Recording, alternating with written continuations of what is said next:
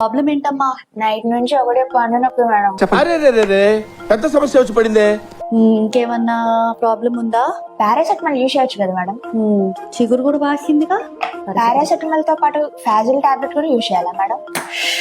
ఎవరు చెప్పారమ్మా ఇవన్నీ వాడితే సరిపోద్దని? ప్రతి ఒక్క పేషెంట్ కి ఒక్కొక్క డెంటల్ ప్రాబ్లం ఉన్నట్టు వాళ్ళ ప్రిస్క్రిప్షన్ కూడా విడిగా ఉంటాయి. అందరికీ ఒకే టాబ్లెట్, ఒకే మందులు, ఒకే రకమైన ట్రీట్మెంట్ ఉంటే ఇంతమంది డాక్టర్లు ఎందుకు?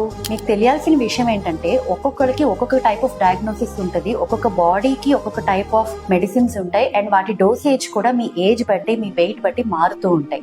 అంతేకాని అన్నిటికీ ఒకే టాబ్లెట్ అని చెప్పి మీరు మెడికల్ షాప్స్ కి వెళ్ళి ఇష్టం వచ్చినట్టు వాళ్ళు ఏది చెప్తే ఎవరో ఏదో చెప్పారని మీరు మెడిసిన్స్ వాడితే నష్టపోయేది మీరే. ఎందుకంటే ఒక మెడిసిన్ అనేది ఒక రాంగ్ వేలో వాడితే గనక బాడీ యాంటీబాడీ రెసిస్టెన్స్ అనేది ఫార్మ్ అవుతుంది.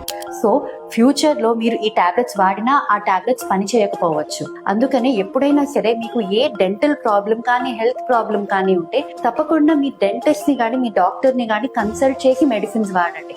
అంతేకాని గోళీలే కదా అని ఏది పడితే అది వాడితే నష్టపోయేది మీరే. సో ఇలాంటి సొంత వైద్యాలు వాడుకునే మీ ఫ్యామిలీకి, మీ ఫ్రెండ్స్ లో ఉన్న మెంబర్స్ కి ఈ వీడియోని తప్పకుండా షేర్ చేయండి. ఇలాంటి మరిన్ని ఇన్ఫర్మేటివ్ వీడియోస్ కోసం తప్పకుండా మా పేజ్ ని ఫాలో అవ్వండి.